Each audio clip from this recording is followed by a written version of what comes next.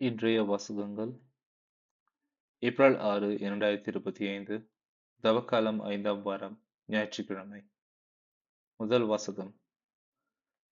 இதோ நாம் புதியதென செய்கிறோம், நம் மக்களின் தாகம் தீர்ப்போம். இறைவாக்கினர் எசாயா நூலிலிருந்து வாசகம். அதிகாரம் 43, இறைவசனங்கள் 16 21 முடிய. கடலுக்குள் வழியை ஏற்படுத்தியவரும், பொங்கி எழும் நீர் நடுவே பாதை அமைத்தவரும், தேர்களையும் குதிரைகளையும் படை வீரரையும் வலிமை மிக்கோரையும் ஒன்றாக கூட்டி வந்தவரும், அவர்கள் எழாதவாறு விழச்செய்து திரிகளை அணைப்பது போல் அவர்களை அழித்தவருமாகிய ஆண்டவர் கூறுவது இதுவே. முன்பு நடந்தவற்றை மறந்துவிடுங்கள், முற்கால நிகழ்ச்சி பற்றி சிந்திக்காதிருங்கள். இதோ புதுச் செயல் ஒன்றை நான் செய்கிறேன், இப்பொழுதே அது தோன்றிவிட்டது, நீங்கள் அதை கூர்ந்து கவனிக்கவில்லையா? பாலை நிலத்தில் நான் பாதை ஒன்று அமைப்பேன், பாழ்வெளியில் நீரோடைகளை தோன்றச் செய்வேன். காட்டு விலங்குகளும் என்னை புகழும், குள்ள நரிகளும் தீக்கோழிகளும் என்னை பெருமைப்படுத்தும்.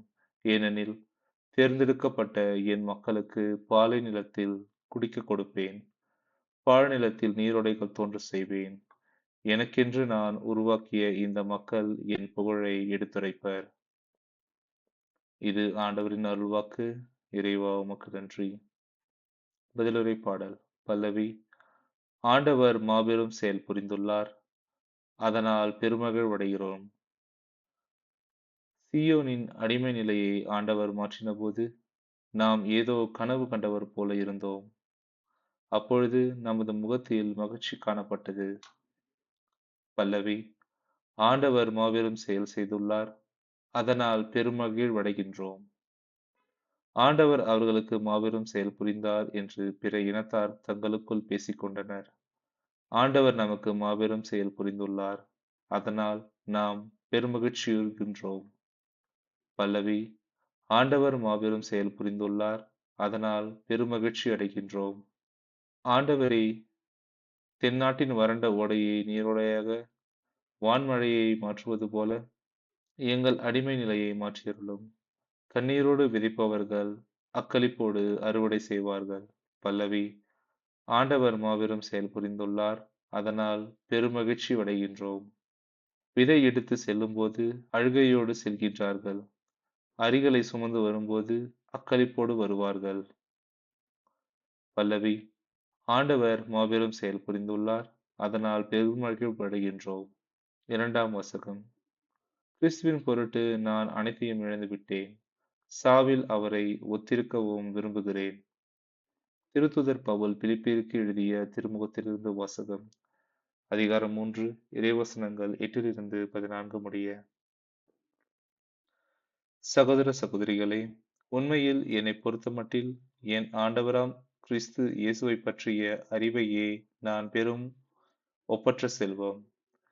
இதன் பொருட்டு மற்ற எல்லாவற்றையும் இழப்பாக கருதுகிறேன். அவர் பொருட்டு நான் அனைத்தையும் இழந்துவிட்டேன். கிறிஸ்துவை ஆதாயமாக்கிக் கொள்ள எல்லாவற்றையும் குப்பையாக கருதுகிறேன். கிறிஸ்துவோடு இணைந்திருப்பதற்காகத்தான் நான் இவ்வாறு கருதுகிறேன்.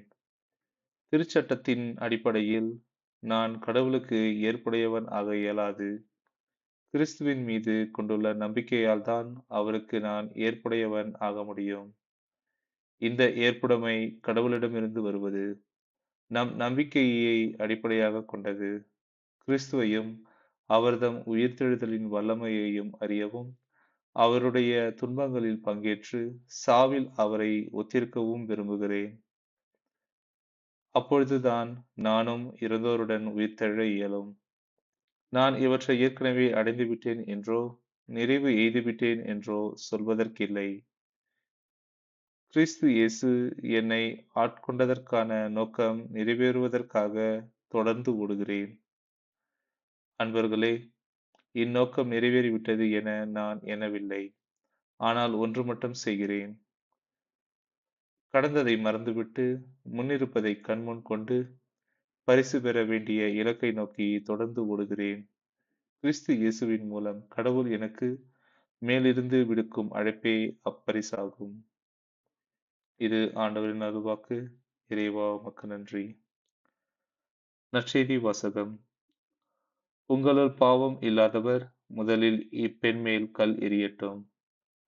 யோவான் எழுதிய தூய நற்செய்தியிலிருந்து வாசகம். அதிகாரம் 8 இறைவசனங்கள் 1-11 முடிய. அக்காலத்தில் இயேசு ஒலிவ மலைக்கு சென்றார். பொழுது விடிந்ததும் அவர் மீண்டும் கோவிலுக்கு வந்தார். அப்போது மக்கள் அனைவரும் அவரிடம் வந்தனர். அவரும் அங்கு அமர்ந்து அவர்களுக்கு கற்பித்தார். மறைநூல் அறிஞரும் பரிசேயரும் விபச்சாரத்தில் பிடிபட்ட ஒரு பெண்ணை கொண்டு வந்து நடுவில் நிறுத்தி, போதகரே, இப்பெண் விபச்சாரத்தில் கையும் மெய்யுமாக பிடிபட்டவள். இப்படிப்பட்டவர்களை கல்லால் எறிந்து கொல்ல வேண்டும் என்பதே மோசே நமக்கு கொடுத்த திருச்சட்டத்தில் உள்ள கட்டளை. நீர் என்ன சொல்கிறீர் என்று கேட்டனர்.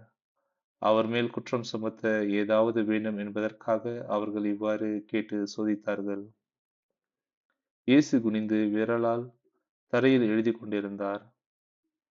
ஆனால் அவர்கள் அவரை விடாமல் கேட்டுக்கொண்டிருந்ததால் அவர் நிமிர்ந்து பார்த்து, உங்களுள் பாவம் இல்லாதவர் முதலில் இப்பெண் மேல் கல் எறியட்டும் என்று அவர்களிடம் கூறினார்.